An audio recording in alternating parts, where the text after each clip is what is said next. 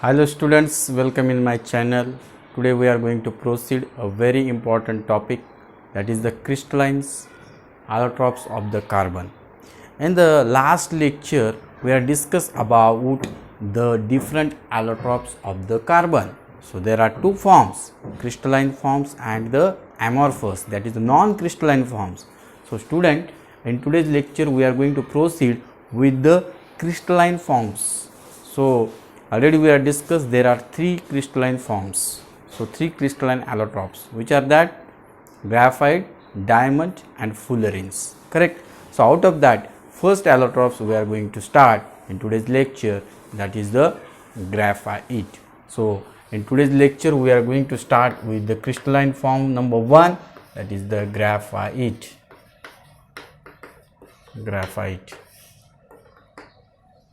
So graphite is one of the important crystalline allotropes of the carbon. So obviously it contains the carbon, understand. Now graphite, generally naturally occurrence of the graphites if you are going to discuss. So graphites particularly most of the times is observed in natural way, particularly countries like Sri Lanka, Siberia. In that particular countries, graphites more sources is more abundant in that particular countries.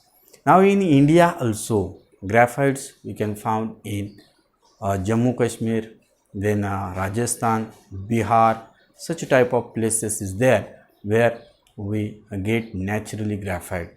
So now students, these are the natural sources, but what are the artificial sources? How we can prepare the graphite? So there is a technique, by the techniques we can prepare the graphites. So how we can prepare artificially the graphite? Let us see here. For the graphite preparation technique, artificial technique, we can say that silica or sand, we can say that sand combines with the coke. Okay, so coke we are going to take and then it heats at around 3000 degree Celsius. 3000 degree Celsius. It forms the product, that is the silicon carbide. So this silicon carbide is going to form. So this is the silicon carbide, and then this silicon carbide again heated. This silicon carbide is again heated. Then it gives the product in the form of carbon as a graphite form, in the form of graphite. So this is the simple process, student, and silica is going to form their oxides. Okay, so carbon you are getting here. So actually the preparations of the graphites we want to see here, understand. So carbon is there in the form of graphite forms, understand. So this is the simple process, the process of preparations of the graphite in the artificial way. So what is the starting material? So silica means this is sand, students. So sand and the coke powder we are going to take in the form of powdery form, coke, and we are going to heated this mixture around 3000 degrees Celsius, and there is the intermediate which is going to form, that is the silicon carbide, and again on heating the silicon carbide we can get the product as the graphite, understand now. So this is the process of preparations of the graphite. So after the preparations methods of the graphite, students, we are going to proceed a further part of this topic, and that is again very important part, the structure of the graphite. Okay, so regarding the structures of the graphite, if we are going to discuss what is the structures of the graphite, that we are going to see here in the particular form, how the graphite structures is there. So in the graphite structure you can see students here regarding the structures of the graphites, I will write here. So structures of graphite, how the structures of the graphite is there. Okay, now in the structures of the graphite, each carbon atom is attached with another 3 atoms. Okay, so let us see here properly. So this carbon is there which is attached with these three atoms. Okay, now if you are going to consider this carbon and this carbon, this is also attached with 1 and this is 2 and there is another one 3, correct. If you are going to consider this carbon is attached with this 1, this is second and there is another one is there, possibility is there, that is third, understand. Now consider this carbon, again this is attached with 1 and 2, okay, and if you want you can write 3 here, so this is the third. Now if you are going to consider this carbon, this is attached with C, here another one carbon is there obviously, so this is attached with this one, this carbon having 1, 2 and 3 like that. So you can see it's a forming hexagonal structure, hexagonal structures they are going to form. Okay, so keep in your mind graphite forms the hexagonal structure and each carbon is bonded with another 3 carbons. Okay, so each carbon is bonded with 3 bonds, this is very important. So each carbon is bonded with 3 bonds, consider number 1, 2, 3, 4, 5 and 6 hexagonal, this is the first. Now if you are going to consider first number carbon, it is bonded with how many? 1, 2, 3, correct. So this is 1, this is 2 and this is 3. But as you know that carbon is tetravalent, understand, carbon is tetravalent. So student, very interesting thing, if you are going to see second also, it is also bonded with 3 bond, third carbon is also bonded with 3, 4. Similarly you can see the structure, all the carbon is bonded with 3 bond only, means 1 electrons is less here, correct. So as if you know that the carbon is tetravalence, so tetravalence means it must be attached with 4 bond, correct. So now if you are going to see in the structure, it is bonded with 3 bonds, so where is 1 electron? So 1 electron is a free, understand. So that's why this free electrons is responsible for carrying the current in the graphite, this is very important. Okay, so 1 electrons is free, that's why graphite carry the current, that is the, it is a good conductor of heat and electricity, this is very important. Now keep in your mind these things, that graphite's particular structure is hexagonal and it having 1 particular electrons which is in the free state and that free electrons is moving, and that's why the graphite carries the current and it is a good conductor of heat and electricity. Now student, we are going to proceed the further part. If you are going to draw the structures in the proper way, another we can say that in the another some structures in this way, then you can see this is the structure of the, here again hexagonal. So if you are going to see and continue the structures in this way, so it is attached with the each carbon and with the hexagonal way. But now keep in your mind that if you are going to draw downside also, the same way structures will be there here also, correct. So in this way students, this is the way of to draw the structures, in this way you can continue the structures. Now you can see this one hexagonal is attached on another, means they are joined with each other, but correct. So they are joined with the help of a small force of attraction, or we can say that the very weak force of attraction is there, correct, between these two sheets. So consider this is one sheet and this is another one sheet, so they are attached with each other by very weak force of attractions. Means what students, due to this weak force of attractions graphite can easily break. That's why we can see that our lead pencils is there or our pencil is there, they can easily break because of weak force of attractions between the sheets.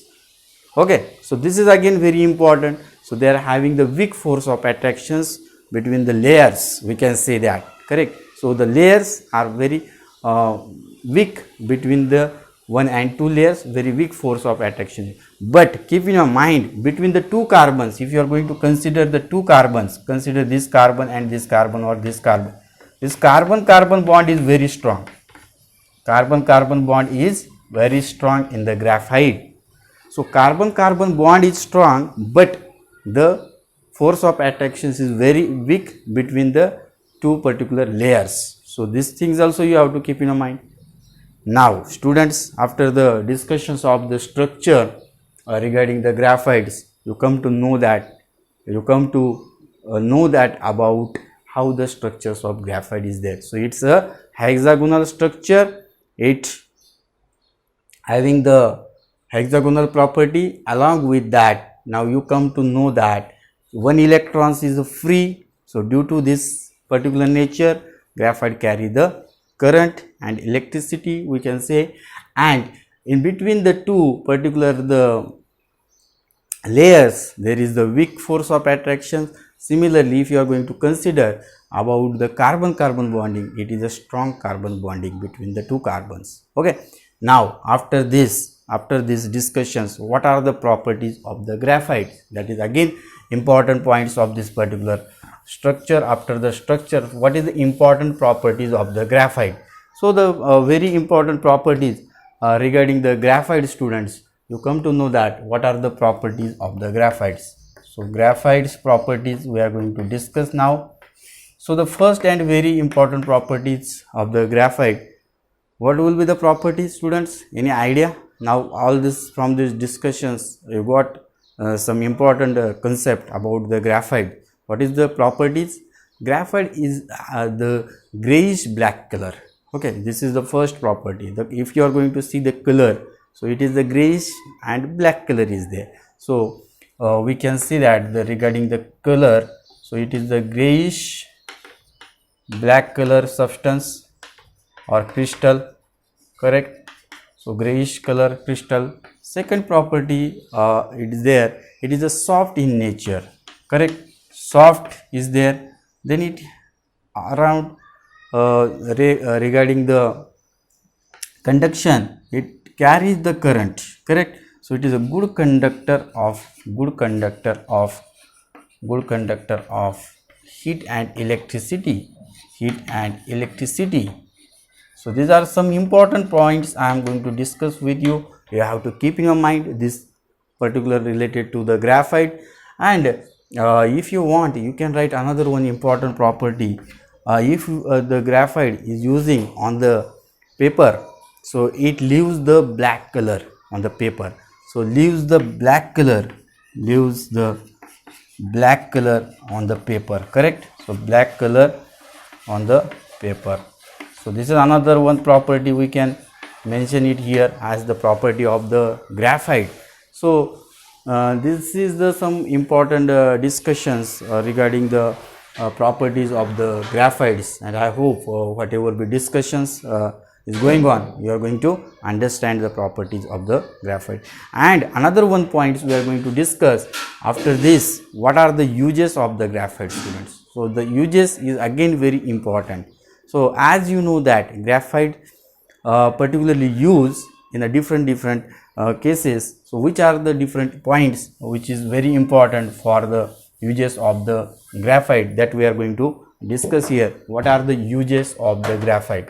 So in the uses, you can write a very important use regarding the electrodes. So graphite act as the electrodes for the electrolysis process, correct? So in the electrolysis process, graphite electrodes are going to use, correct? So that's why the best and very important use for the graphite, it act as it helps in the electrode for the electrolysis process. Second use, yes, it used in the pencils, lead pencils or our normal pencils. So for writing purpose, it used in the pencils. So in the pencils, we can see that graphite is there for writing purpose, for drawing purpose, correct? We are using the pencil. So in the pencil, you can see the graphite is there. Another important use of the graphite, particularly in the nuclear reactors, students. So in the nuclear reactors, graphite act as the role regarding the moderators. So in the nuclear reactors also we can right as the nuclear reactors, graphites act as the moderator role. So in the nuclear reactors, it act as the moderators. Moderator means what, students? It control the rate of reactions. So graphites helps to control the rate of reactions in the nuclear reactors. As well, you can see another use in the carbon in the vehicles, machines, or a different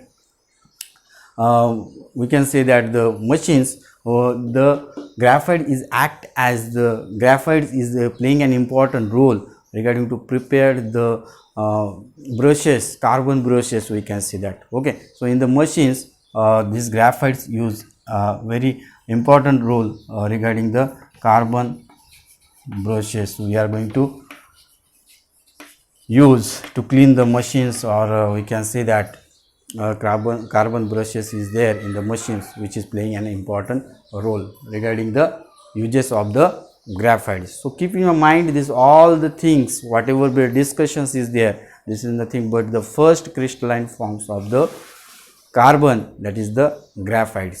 तो बच्चों आज का जो topic था हमारा, आज के topic में आपको अभी पूरा क्लियर कर दिया है मैंने कि ग्राफाइट्स एक्चुअली क्या है, उसका ऑकरेंस किधर होता है, उसके बाद में उसके इम्पॉर्टेंट प्रिपरेशन मेथड्स, जैसे कि आर्टिफिशियल वे से भी हम ग्राफाइट बना सकते हैं, उसमें सिलिका या हम बोलते हैं सैंड और उसके साथ में कार्बन पाउडर का रिएक्शंस बना के हमने ग्राफाइट बना सकते हैं, ये आपको बताया. उसके बाद में उसका इम्पॉर्टेंट स्ट्रक्चर्स जो हेक्सागोनल स्ट्रक्चर्स होता है, और उसमें इम्पॉर्टेंट चीज़ बताई कि जो कार्बन टेट्रावैलेंट होता है तो इसमें 3 ही बॉन्ड से अटैच रहेगा और एक जो उसका इलेक्ट्रॉन्स रहेगा ये घूमता रहेगा, और वो घूमने की वजह से वो हमें इलेक्ट्रिकल गुड कंडक्टर बताने वाला है, या फिर उसमें हीट या इलेक्ट्रिसिटी पास होने वाली, ये भी मैंने आपको बताया.